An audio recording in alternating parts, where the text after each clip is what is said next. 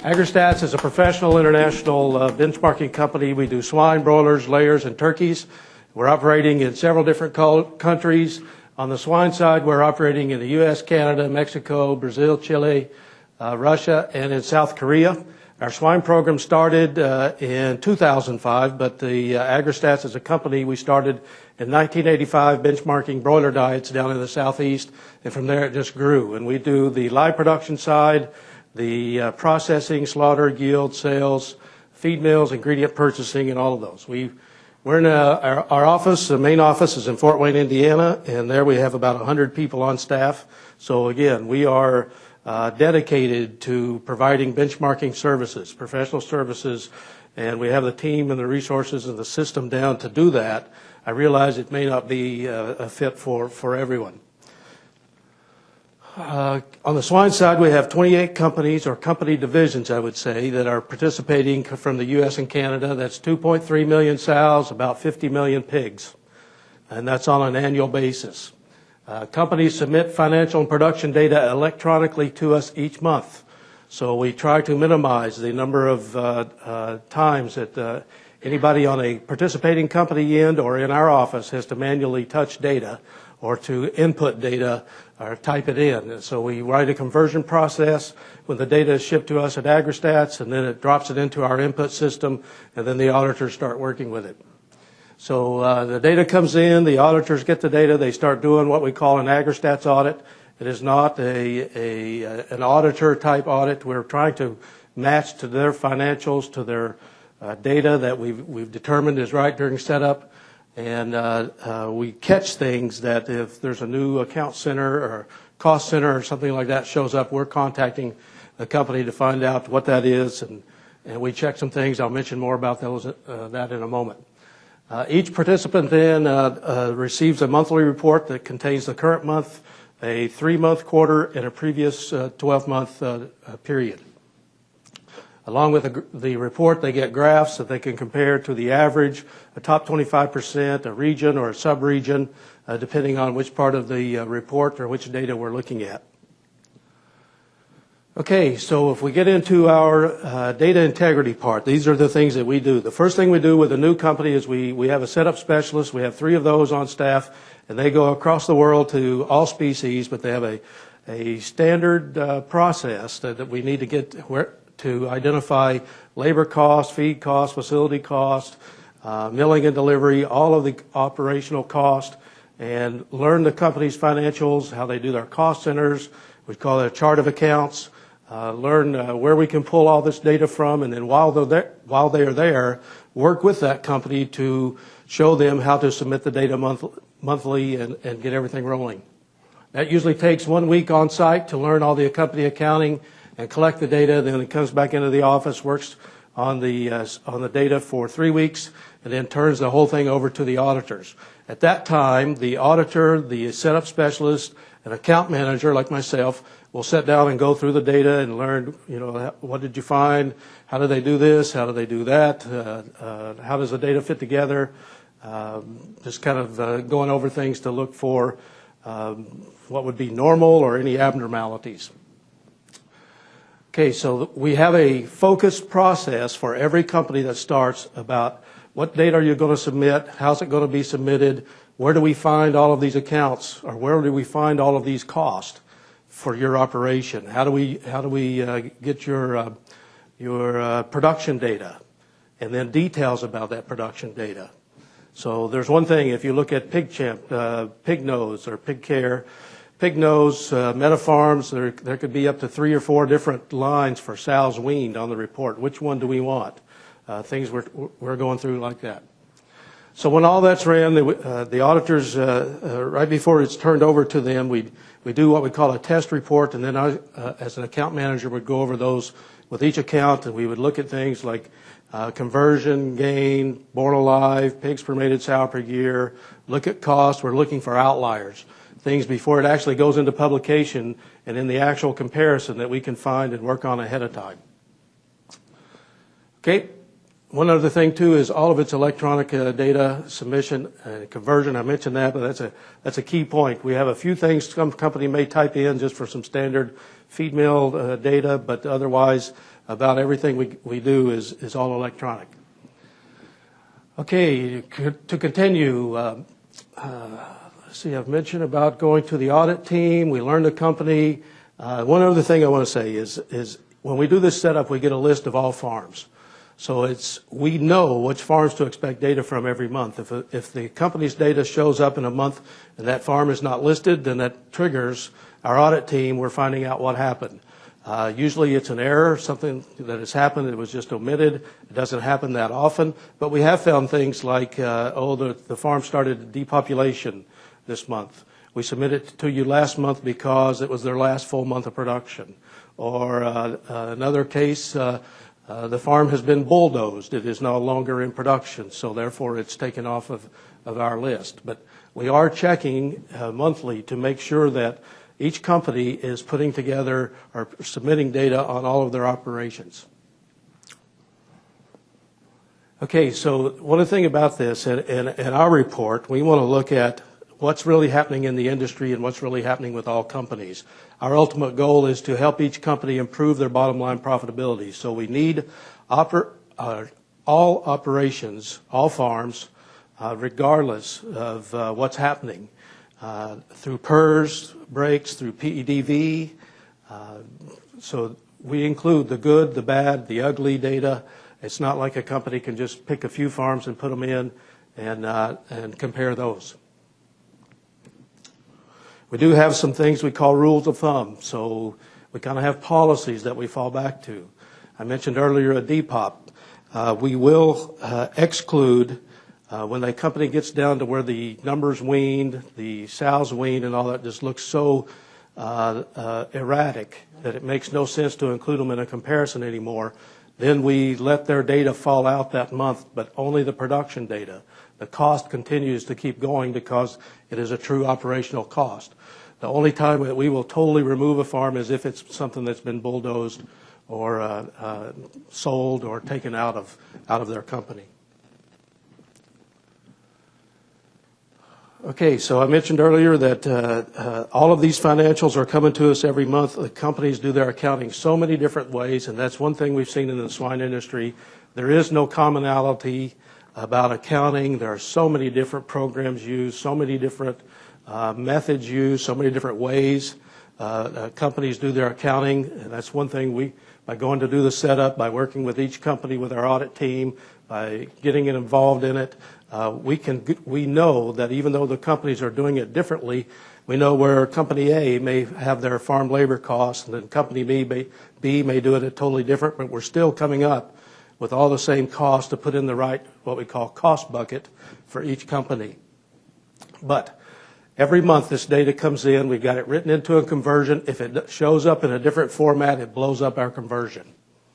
So then the auditors are saying, oh, we didn't get your data. They go to the conversion people, and they're looking to see, okay, what happened, and here this conversion is sitting there. It's not worked. So then we're talking with the company, what changed, and all that. So there's a process in there to make sure the data is coming in and keep coming in consistently and in good quality. If we see new accounts show up, I mentioned earlier that we're calling the company, contacting.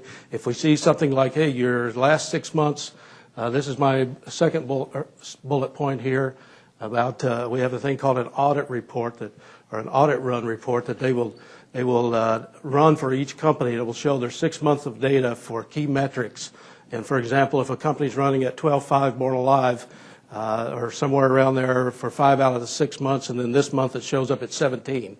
That flashes up. That's already triggered something to our audit team to where they're contacting the company and resolving the issue.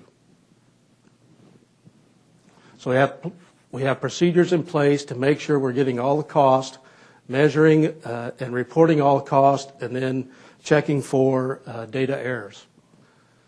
There's some other steps that we take. In AgriStats, all companies send us I mentioned their financials. They also send us their feed formulas for every month. And this is not where we can judge their nutrition. It's not where we can evaluate who's doing what in terms of new nutritional technologies or anything like that. We get so many formulas, our people, our feed team would go through those. It would be very hard for them to just keep up with, here's something somebody's done new. Typically, the people that we have on our audit team and feed teams are local people from Fort Wayne that are accounting degrees. So they have no interest really of saying that Company A is doing this thing special in swine nutrition and letting that information get out. So that's not the purpose of what they're doing. But we're getting the feed information so we can use that as a tool to analyze feed cost. And you know how much feed is of our total cost of production, 65, 70%. So how do you analyze feed cost if you're not really looking at all of the details? So we get the formulas and we calculate based upon our nutrient matrix, their nutrient profiles, and we can say then if some company is higher in cost per ton, it could be because they're using more lysine, tryptophan, threonine, ractopamine, feed medications. So that's why we use the formulas. We bring those in. But each company then, when they report their formulas, typically there's a cost of the ingredients and a cost for that formula.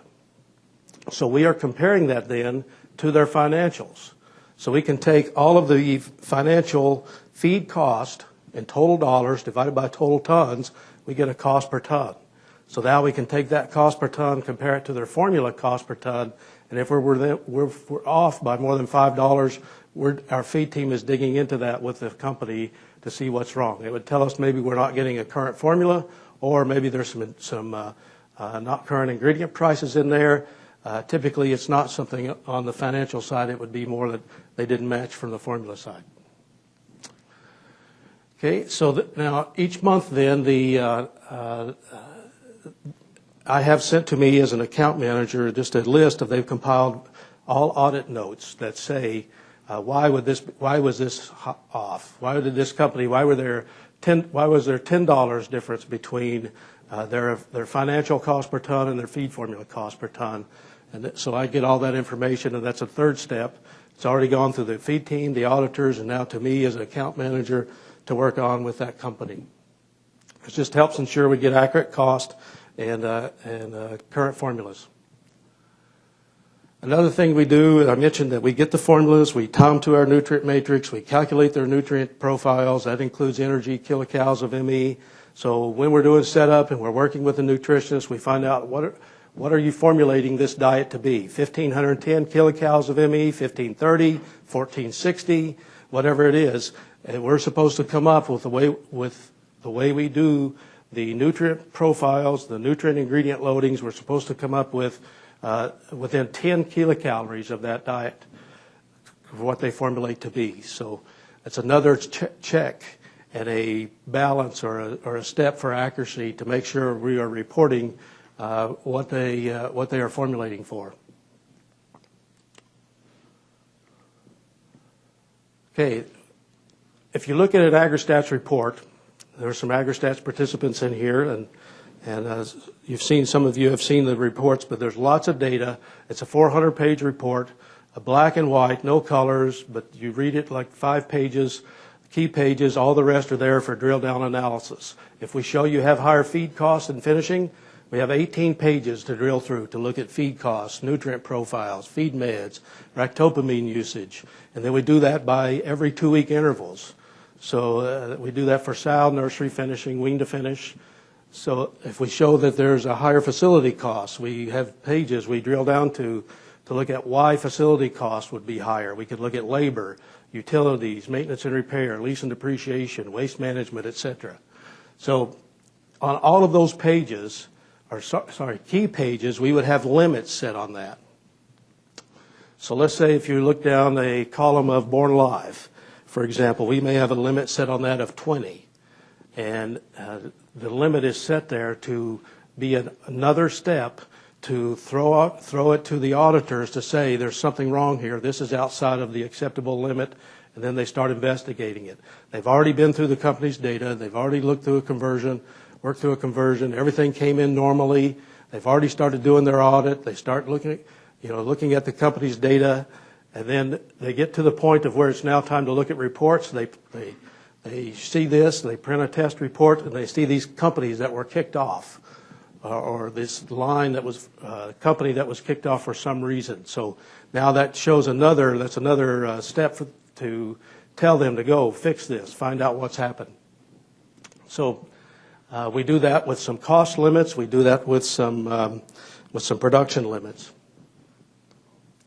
There are times that we will allow a company to not report. And in AgriStats, if they're submitting, all these companies are submitting their financial and production data to us, it's very important for us to protect confidentiality. So there is no way you can pick up an AgriStats report and identify a company who's who. So it's very important that we respect that and maintain and protect that confidentiality, or we wouldn't have the participants that we do. If, for example, you are in a certain part of the country and there's a few producers that are in AgriStats around there and everybody knows you had a sow farm fire, and you look at the report then and you see a company that has 87% sow mortality in this month, you could probably be making a good guess who that is. We had that issue happen when PEDV first started, so we go through and we put an X underneath all columns that had anything to do with pre-wean mortality, number of wean per litter, etc. So there couldn't be any identification of companies. We put an X down the column. The number is active, but we put an X down the column to keep companies from identifying others based upon size. So if there's some force majeure or act of God type event, like a fire, a tornado, or something like that, that could identify a company, then we do let them limit off. And our logic in that is too, it doesn't really make a comparison. I don't want somebody to move up in their ranking on the page in cost just because another company had a barn fire. So there's some discretionary decisions we make when things like that happen. Okay. One thing too is we have the same calculations for all companies. So when a company sends their data, a lot of times in their closed group files, they'll have their gain, they'll have their conversion already calculated, their feed conversion. We don't use that. We don't take their number of born live or pigs per mated sow per year that they've calculated. A lot of times through the industry, I've seen producer groups try to get together and benchmark, and it always comes down to the question is, how did you calculate that? And what data is going into that? So we try to remove that by AgriStats having the same calculation for all companies, and we take the raw data from their files and put into our system. And when I say raw data from their files, it's what they submit in their monthly financials. It's what goes through their corporate controller. So we should be tying back to their financials. Okay, industry options. These are some things that I'm thinking about if I were a group of producers, or if I were a company or somebody that wanted to start doing some lower level benchmarking. And by lower level, I don't mean that it's not important. I just mean, are you going to have 100 people like AgriStats does committed to doing this? But there's some things that could be done. How about first just picking the number of metrics? Choosing a few key metrics and only focusing on those and making sure you get them right. There's lots of questions that can come up, and you imagine the amount of data that goes into 400 pages of black and white data that comes out every month. You imagine the questions that could be sitting around going around through trying to proof all these calcs and make sure everybody on your team or in your comparison group, your peer group, you're going to calculate them the same. So I would advise just limit it, pick a few key ones, and make them simple to calculate. Everybody typically would have a total feed cost per ton, total feed cost for a group, a closed group. So whether it's toll mill or your own, there should be a record of all feed deliveries. You could calculate total cost, total feed cost, divide it by 100 weight that's going to the slaughter plant, or you could divide it by total tons. You get cost per ton. You could compare those things. Now, though, you have to think about this. If you get into cost per ton comparison, you have all the geographical effects on that. You have energy level effects on that. You have lysine level effects on that, feed med effects on that, ractopamine. Lots of things can be inside that number. Okay. So you could take total feed cost divided by hundredweight sold, mortality, just the difference between number finished and number placed, divided by number placed times 100, average daily, sorry, wrong button. Average daily gain, we do that by average finished weight divided by average place weight divided by average age. So can you all agree in a contemporary group to do the same calculation? And then so that'll work. Feed conversion, you could just take from your, from the previous slide, we talked about your record of total feed delivered to the group or to the farm, and then just divide that by the total gain that you've just calculated in the line above. But again, remember, feed conversion, that could be affected by the caloric strategy of the diets. When I first started at AgriStats, I would go to Canada and I'd see some 3.1 feed conversion ratios, U.S. at 2.7. And then when we look at kilocalories per pound of gain or kilogram of gain, it would be almost the same. So we put much more emphasis on caloric conversion. There's been a lot of talk here today in the previous session with Dr. Patience and Dean Boyd and Dr. Scherson. So that is very difficult to get, though. If you're going to compare caloric conversion, then how are you going to get the calorie data? And do you just walk up to somebody or producer groups that I've worked with in the past? I don't know if they would even know that. It could be calculated, yes. Depends on the level and the company, but you've got to make sure that you're getting to that actual conversion and calorie data. And then one thing is, are you going to let each company decide what their caloric values are going to be? So at AgriStats, we have a nutrient matrix of about 1,000 ingredients. And for each one of those, we've taken industry standards that we built on over time. So we may have 2 corn values, a high oil corn, a nutrient-dense corn, or three values, and then a regular corn value. So we are using our nutrient specs for all company formulas to calculate those. So again, if you're comparing caloric conversion, you may have somebody that is putting different values on corn and bean meal, et cetera. So you have to take that into consideration. Pigs per sow per year, we do this on a mated sow, and we do also on a pig's wean, but we mostly focus it on a mated sow. But then you get into discrepancies or differences in when does a gilt become part of the sow herd? How are you going to calculate the number of mated sows? So one thing simple could just be to take the number of pigs weaned in a month, divided by the sow inventory, divide by that by the number of weeks in the month, multiply times 52, you got an annualized pigs weaned per sow per year. One thing there to focus on is to make sure you all agree on what's the basis of your sow inventory. Metrics like born alive and wean per litter, you could just take the total numbers for the month divided by the number of litters. So you should be able to compare that. One thing that we've seen, and I mentioned this earlier about the different sow record programs, is you may have 3 lines on a report that would show a sow's weaned. Then it could be natural weans. Then it could be different names they put to them. But what happens to a sow that has 10 pigs and she gets sick or injured and she's moved out and all of her pigs are moved around to other litters? What was her weaning? We want it to include a 0 wean. It is still a weaning event. And the record program should have that in, or else she'll just stay in there forever. So make sure that you're comparing and using the same data. You could take, if you're in one of those sow record programs, you could just share those reports and look at those and make sure, again, you're using the same report lines.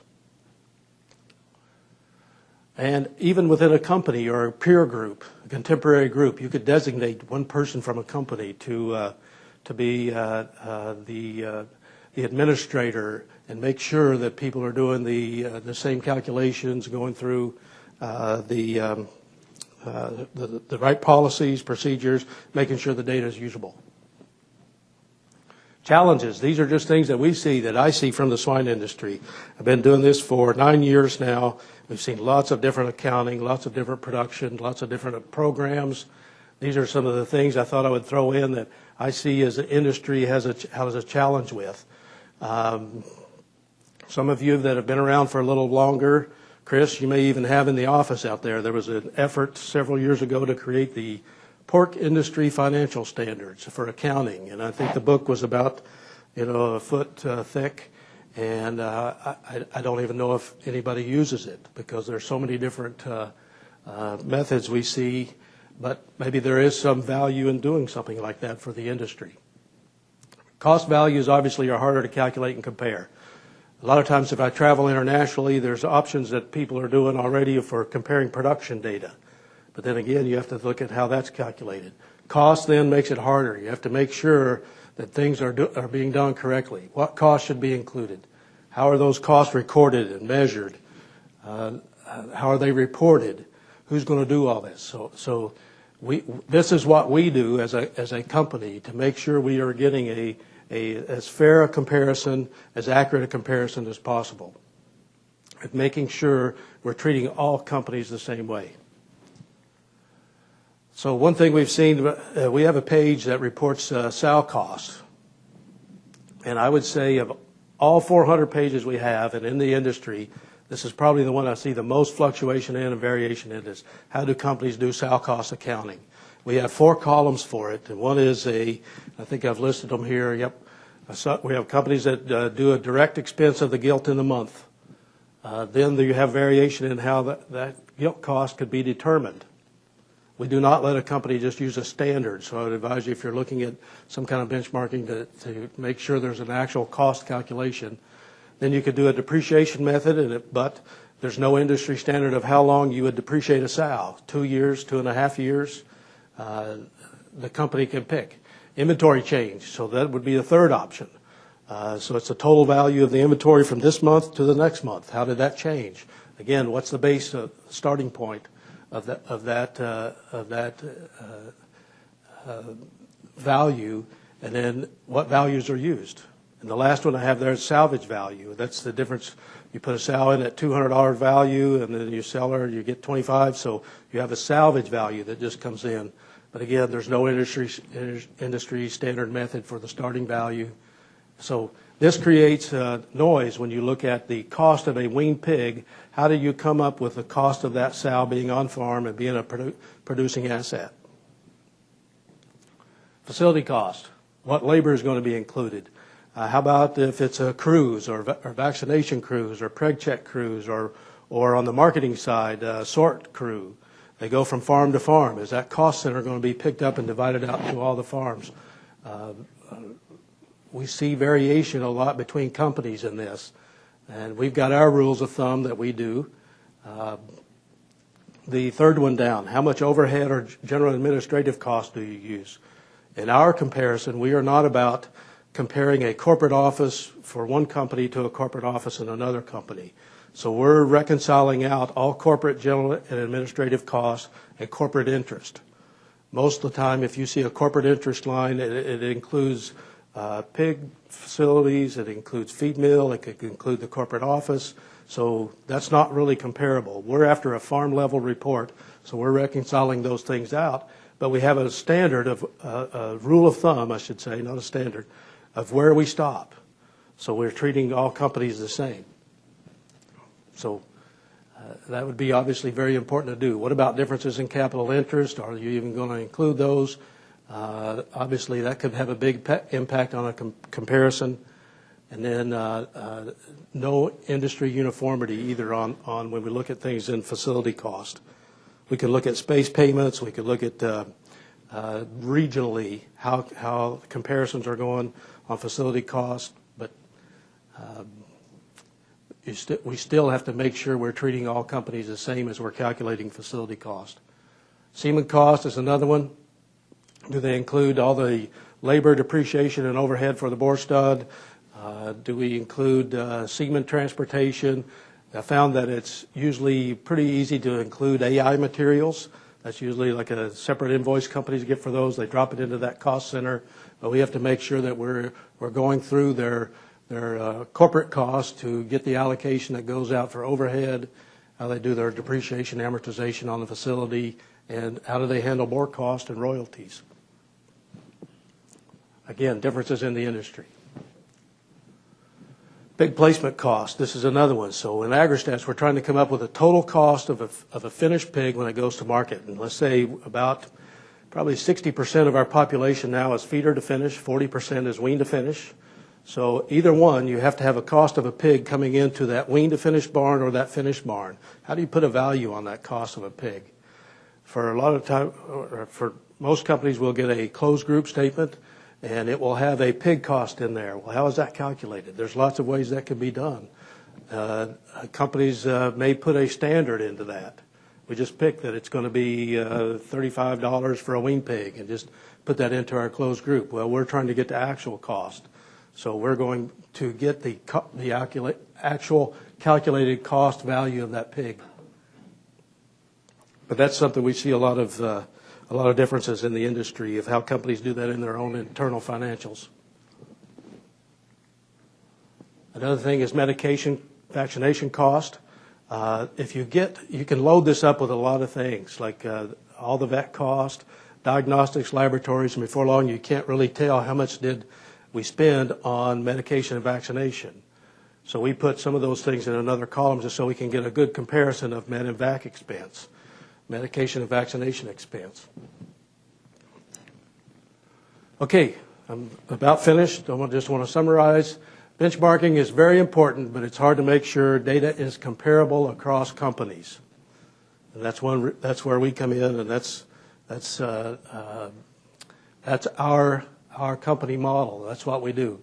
But even if you can't do those things, there's opportunities to do benchmarking and to focus on a few key metrics, and then have someone appointed to make sure the cost and the production numbers are being calculated and reported correctly. We have lots of variation in cost accounting in the industry. Even if companies include the same cost, they still can come at those costs differently or calculate them differently. Procedures can be put in place to facilitate data integrity. Common calculations, agree on the calculation data collection procedures, determine tolerance and outlier status, and then somebody has to be in position to enforce those and do something about them. Invest time to develop and implement procedures, have that administrator or person to compile the data, and each company or each participant has to commit to this. You have to go into it saying, we are going to do this, and we're going to submit data correctly, we're going to provide the resources needed to make this work, and then it can be very beneficial.